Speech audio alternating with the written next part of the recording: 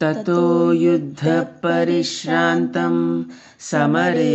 चिन्तया स्थितं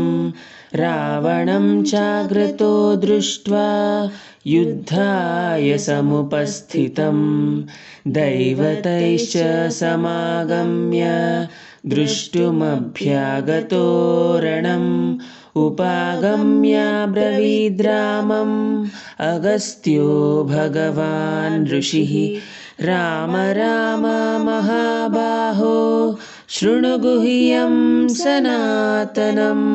येन सर्वानरीन् वत्स समरे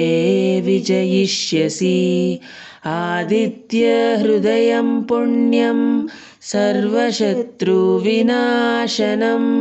जयावहं जपेन्नित्यम् अक्षय्यं परमं शिवम्